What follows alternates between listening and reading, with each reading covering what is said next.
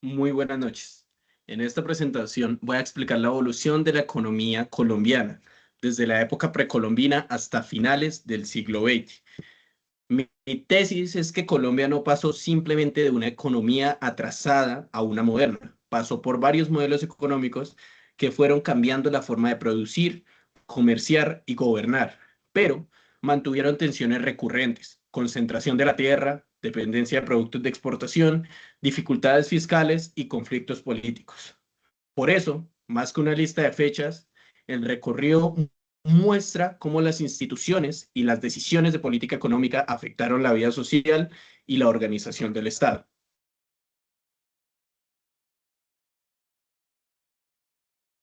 Para organizar el análisis, dividiré el tema en 8 periodos principales. Primero, la economía precolombina, donde predominaban economías agrícolas, artesanales y de intercambio regional. Luego vienen el descubrimiento y la conquista, que introducen la apropiación del territorio, además del trabajo forzado y la búsqueda de metales. La colonia consolida además una economía jerárquica basada en tributos, minería, haciendas, comercio regulado por la corona.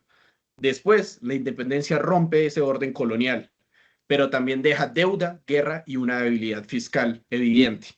En el siglo XIX se forma una nación con disputas entre centralismo y federalismo, y el modelo liberal abre la economía. Finalmente, en el siglo XX, el siglo XX trae consigo café, el Banco de la República, la industrialización, el urbanismo, la inflación, la política cambiaria y la apertura. En la etapa precolombina no existía Colombia como nación, pero sí había sociedades con economías organizadas. En el territorio que después sería Colombia se desarrollaron formas de agricultura, trabajo comunitario, producción artesanal e intercambio de bienes como sal, oro, manta, cerámica y alimentos. La importancia económica no estaba en un mercado nacional ni en una moneda común, sino en la capacidad de producir excedentes y controlar rutas y recursos. Esto muestra que la historia económica no empieza con Europa, la conquista, sino que la conquista transformó radicalmente estructuras que ya existían. Además, la economía está unida a la jerarquía social, la religión y el poder político local. Entrando a la conquista, decimos que esta reorientó la economía hacia extracción, control territorial y subordinación laboral. Con el descubrimiento y la conquista, la lógica económica cambió. La expansión española buscaba metales, tierras, rutas y por supuesto que mano de obra. En la Nueva Granada, la conquista no solo significó ocupación militar, significó imponer nuevas instituciones. La encomienda permitió apropiarse del trabajo indígena mediante tributo y servicio. Mientras la tierra comenzó a organizarse en función de intereses coloniales, el impacto social fue enorme. Pérdida de población indígena, destrucción de redes anteriores y creación de una sociedad jerárquica. Aquí aparece una idea clave para todo el trabajo. Cada cambio económico también cambia quien tiene poder político y quien carga los costos. Entrando en la colonia, se estabilizó un modelo económico más duradero. La minería, la hacienda, el comercio regulado y los tributos marcaron la vida económica. La política fiscal era extractiva. El objetivo principal era recaudar para la corona mediante tributos, alcabalas y monopolios. En lo monetario predominaban los metales, pero el circulante era limitado, lo que dificultaba muchas transacciones en lo cambiario y en lo comercial. La economía dependía del sistema imperial, no había libre comercio pleno, sino rutas y permisos controlados por España. Socialmente, esto reforzó jerarquías raciales y de propiedad. Políticamente, creó élites locales ligadas al origen colonial.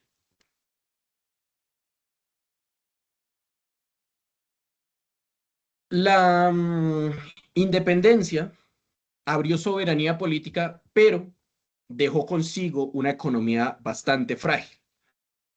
Esta etapa suele narrarse como un proceso político, pero también fue una crisis económica, y eso hay que tenerlo en cuenta. Al romperse el vínculo con España, el nuevo Estado heredó una economía debilitada por la guerra y por la caída de los mecanismos fiscales coloniales. El gasto militar, la deuda y la dificultad para recaudar hicieron que la independencia no produjera prosperidad inmediata. En política fiscal, el problema central fue financiar el Estado. En lo monetario, construir confianza y medios de pago. Y finalmente, en lo cambiario y lo comercial, integrarse al comercio internacional sin la antigua tutela española. La independencia permitió soberanía, pero también reveló nuestra fragilidad institucional en el periodo de la Nueva República.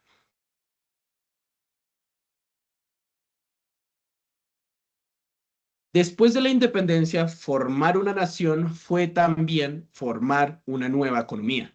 La disolución de la Gran Colombia y los cambios constitucionales reflejan que no había consenso sobre cómo organizar el territorio, los impuestos y el poder.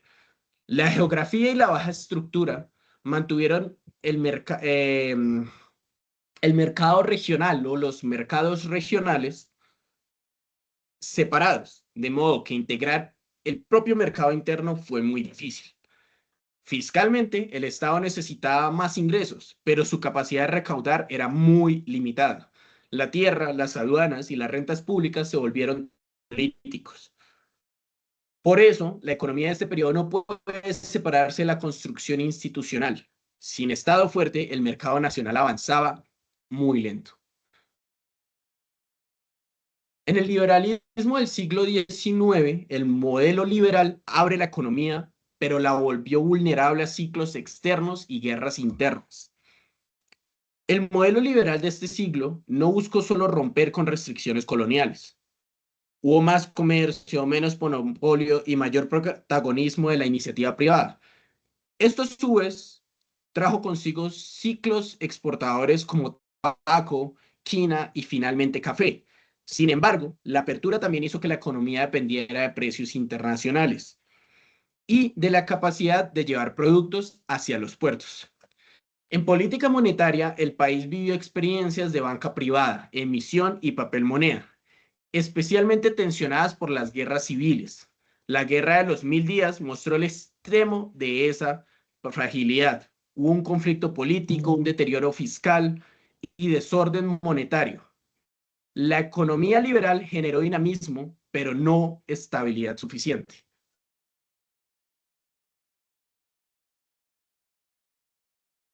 La primera mitad del siglo XX, cuando hablamos de 1900 a 1950, modernizó el estado económico principalmente alrededor del café, la banca central y la infraestructura.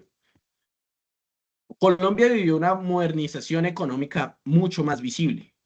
Después de la Guerra de los Mil Días vino un esfuerzo de estabilización tanto monetaria como fiscal. El cambio se convirtió en el principal producto, el café, perdón, se convirtió en el producto principal exportador y de esta manera ayudó a conectar regiones, crear ingresos externos y financiar la infraestructura.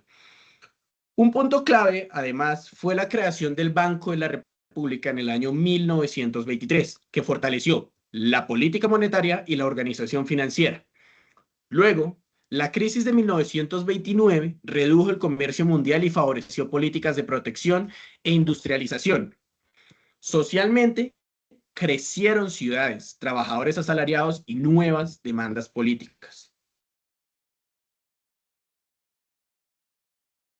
En la segunda mitad del siglo XX, Colombia siguió un modelo de desarrollo más intervencionista. La sustitución de importaciones protegió industrias nacionales y fortaleció la urbanización, pero también creó dependencia de permisos, aranceles y manejo cambiario.